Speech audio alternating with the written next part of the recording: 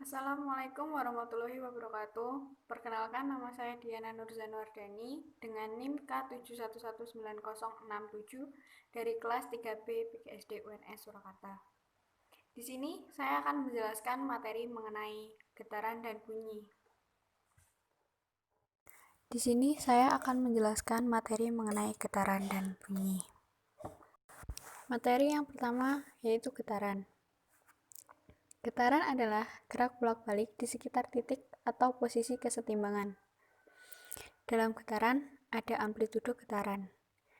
Disimbolkan dengan huruf A yang merupakan besar perpindahan maksimum dan titik kesetimbangan. Selanjutnya, ada periode getaran. Periode getaran disimbolkan dengan huruf T yang merupakan waktu yang diperlukan untuk satu kali getaran atau satu siklus. Yang terakhir ada frekuensi getaran.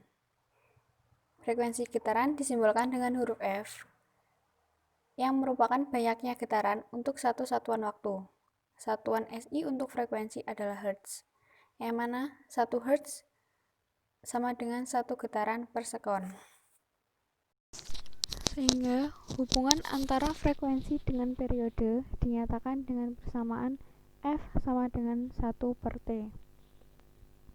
Frekuensi sudut getaran dengan simbol didefinisikan oleh omega sama dengan 2πf. Selanjutnya, silahkan amati gambar yang ada pada slide. Dari gambar tersebut, bisa disimpulkan bahwa satu getaran adalah gerak satu siklus dari A, B, A, C ke A. Yaitu, amplitudo getaran adalah jarak vertikal titik A ke B atau titik A ke C. Selanjutnya adalah gaya pulih dan mekanisme terjadinya getaran. Jika benda berada pada posisi kiri dari posisi kesetimbangan, pegas yang tertekan memberikan gaya ke arah kanan. Jika benda ada pada posisi kesetimbangan, pegas tidak mengerjakan gaya pada benda. Jika benda di sebelah kanan titik kesetimbangan, pegas yang teregang akan memberikan gaya ke kiri pada benda. Seperti yang ada pada gambar di sebelah kiri. Nah, selanjutnya adalah diagram-diagram bebas untuk ketiga posisi benda yang dapat dilihat dari ketiga gambar diagram. Yang selanjutnya ada gerak periodik. Dalam gerak periodik yang pertama ada gaya pegas. Gaya pegas adalah satu-satunya gaya horizontal yang bekerja pada benda. Resultan gaya dalam komponen vertikal sama dengan 0. Besaran-besaran X, V, A, dan F merujuk pada komponen X dari posisi, kecepatan, percepatan, dan vektor gaya. Berikutnya ada analisis mekanisme gerakan. Jika kita memindahkan benda ke sisi kiri garis X sama dengan MA dan kemudian dilepaskan, gaya total dan kecepatan menuju ke arah kanan. Laju benda meningkat dengan mendekatnya benda menuju posisi kesetimbangan O. Ketika benda berada pada posisi O, gaya total sama dengan 0. Tetapi akibat inersianya benda akan melewati posisi kesetimbangannya. Pada sisi yang lain dari posisi setimbang tersebut, kecepatan menuju ke arah kanan. Akan tetapi, percepatan menuju ke arah kiri. Laju berkurang sampai benda. Berikutnya, tinjauan tentang gerak harmonik sederhana. Pengertian gerak harmonik yaitu ketika gaya pemulih berbanding lurus dengan perpindahan dari titik kesetimbangan, getaran yang terjadi disebut gerak harmonik sederhana.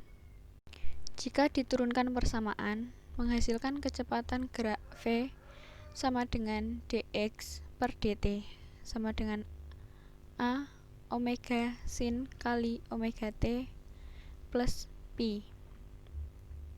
Diferensiasi X 2 kali terhadap waktu menghasilkan percepatan getaran A, yang mana A sama dengan dV per dt sama dengan dx kuadrat per dt kuadrat sama dengan min omega kuadrat A cos kali omega T plus Pi, atau A sama dengan min omega kuadrat X.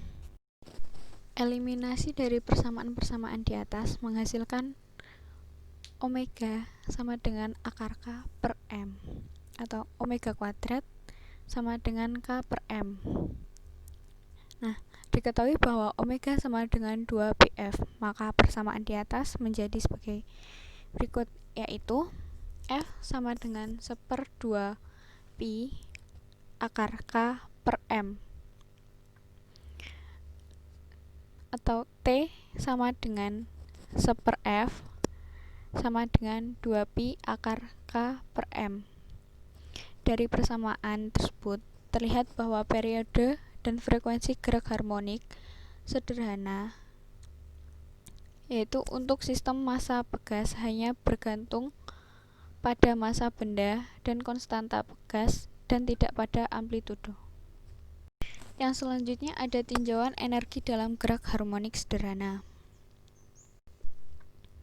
Untuk sistem massa pegas, jika tidak ada gaya non-konservatif, misal gaya gesekan, yang bekerja pada sistem, maka energi total sistem adalah kinetik plus potensial, bersifat kekal.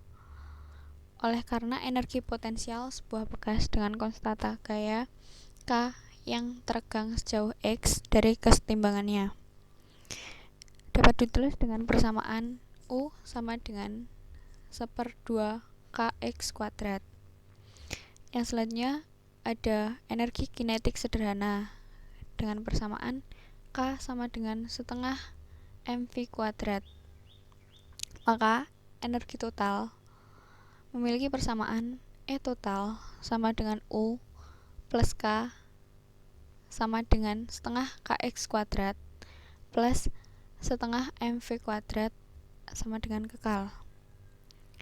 Saat simpangan maksimum X sama dengan A, kecepatan 0, maka E total sama dengan setengah KA kuadrat. Sifat umum diperoleh dari persamaan di atas adalah energi total dalam gerak harmonik sederhana berbanding lurus dengan kuadrat amplitudonya. Yang selanjutnya, untuk dapat melukis kurva energi gerak harmonik sederhana, persamaan yang kita peroleh adalah U sama dengan setengah KA kuadrat cos kuadrat dikali omega T plus Pi, dan K sama dengan setengah KA kuadrat sin kuadrat kali omega T plus Pi. Dengan gambar energi harmonik sederhana dapat dilihat pada slide dengan ketentuan U sama dengan U maksimal cos kuadrat omega T dan K sama dengan K maksimal sin kuadrat omega T. Materi kita yang kedua adalah bunyi. Salah satu peristiwa yang terkait dengan getaran adalah bunyi. Bunyi merupakan gelombang longitudinal yang getarannya dirambatkan melalui suatu medium atau karenanya merupakan gelombang mekanik juga dalam bentuk rapatan dan renggangan. Berdasarkan frekuensinya, ada 3 penggolongan bunyi, yaitu infrasonik, audiosonik, dan ultrasonik. Bunyi dihasilkan ketika sebuah benda, seperti garpu tala atau senar gitar, digetarkan dan menyebabkan gangguan kerapatan medium. Gangguan dijalarkan di dalam medium melalui interaksi molekul-molekulnya. Bunyi yang dihasilkan oleh sumber bunyi kemudian merapat melalui zat antara. Yang selanjutnya ada cepat rambat bunyi. Dalam cepat rambat bunyi terdapat fluida, zat padat, dan gas. yang memiliki persamaan yang masing-masing dapat kalian lihat pada slideshow yang ada. Yang selanjutnya ada gelombang bunyi harmonik, yang mana bilangan gelombang memiliki persamaan K sama dengan 2pi per lambda. Selanjutnya omega sama dengan frekuensi sudut, dengan persamaan omega sama dengan 2pi f sama dengan 2pi per t. Berikutnya cepat rambat gelombang yang memiliki persamaan V sama dengan lambda f sama dengan omega per K. Selanjutnya silahkan mengamati pada grafik. Nah, dari grafik yang ada dapat dijelaskan bahwa A sama adalah simbangan dan titik seimbang molekul-molekul udara dalam gelombang bunyi harmonik versus posisi pada suatu saat. B. Molekul-molekul berada pada titik setimbang di X1 dan X3 dan simpangan maksimum di X2. Molekul-molekul pada posisi kesetimbangan sebelum gelombang bunyi tiba. Arah panah menyatakan arah simpangan yang akan disebabkan gelombang bunyi. C. Molekul-molekul di dekat X1, X2, dan X3 setelah gelombang bunyi tiba. D. Kerapatan maksimum pada X3 dan minimum pada X1. E. Perubahan tekanan versus posisi. Selanjutnya C. Keras lemah dan tinggi rendahnya bunyi. Yang pertama ada amplitudo dan keras lemahnya bunyi. Percobaan Kerputala adalah bunyi petikan yang kedua lebih kuat dibandingkan bunyi petikan yang pertama. Keras lemahnya bunyi tergantung pada besar kecilnya amplitudo gelombang bunyi. Makin besar amplitudo, makin keras juga bunyi yang dihasilkan. Yang kedua, ada frekuensi dan tinggi rendahnya bunyi. Bunyi yang frekuensinya teratur disebut nada, dan yang frekuensinya tidak teratur disebut noise. Kita akan lakukan suatu percobaan sederhana. Coba sekarang Anda ambil sebuah penggaris plastik panjang, lalu letakkan sebagian penggaris di atas meja dan dipegang tetap. Ujung penggaris lainnya berada bebas di tepian meja. Sekarang, getarkan ujung bebas penggaris tersebut dan perhatikan getaran dan bunyi yang ditimbulkannya. Sekarang, geserkan penggaris sehingga bagian bebasnya menjadi lebih pendek dan lakukan percobaan yang sama. Untuk menghindari bias percobaan, usahakan simpangan getarannya sama. Pada percobaan kedua, Anda akan merasakan bahwa getaran penggaris tersebut lebih cepat atau frekuensinya lebih tinggi dibanding percobaan pertama. Kesimpulannya, tinggi rendahnya bunyi bergantung pada frekuensi getar sumber bunyi. Makin besar frekuensinya, makin tinggi nada bunyinya.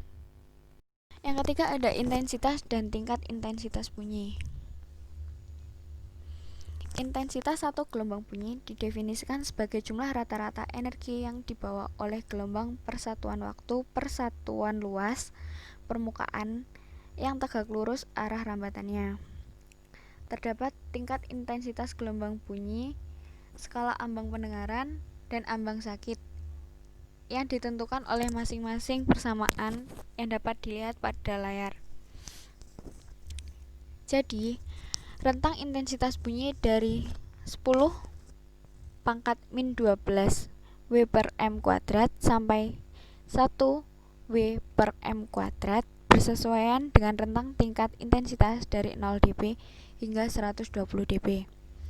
Berikut adalah tingkat intensitas berbagai bunyi yang lazim. Tabel tersebut merupakan tabel tingkat intensitas berbagai sumber bunyi.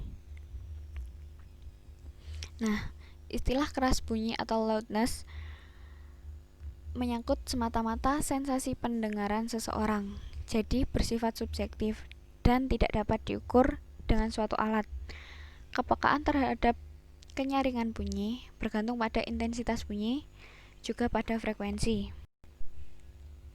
D. Resonansi dan pemantulan bunyi. Yang pertama ada resonansi. Resonansi ialah peristiwa ikut bergetarnya suatu benda karena pengaruh getaran benda lain. Peristiwa resonansi terjadi bila frekuensi getar kedua benda tersebut sama. Peristiwa resonansi banyak dimanfaatkan dalam pembuatan suatu alat musik. Alat musik tiup, senar, dan alat musik selaput tipis mengalami penguatan bunyi oleh resonansi kolom udara. Yang kedua ada pemantulan bunyi. Peristiwa pemantulan bunyi mengikuti suatu aturan tertentu, yaitu hukum pemantulan bunyi yang isinya dapat dilihat pada gambar.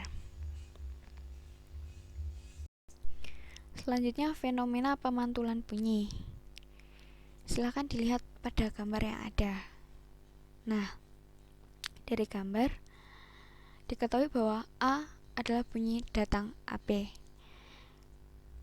garis normal adalah PN, dan bunyi pantul adalah PB. Terletak pada satu bidang dan ketiganya berpotongan pada satu titik P. B. Sudut pantul atau R sama dengan sudut datang atau I. Selanjutnya, beberapa manfaat yang dapat diambil dari fenomena pemantulan bunyi. Yang pertama, dapat mengukur kedalaman laut, pemeriksaan ultrasonografi atau USG, menentukan cepat rambat bunyi di udara, melakukan survei geofisika, mendeteksi cacat dan retak pada logam, dan mengukur ketebalan pelat logam.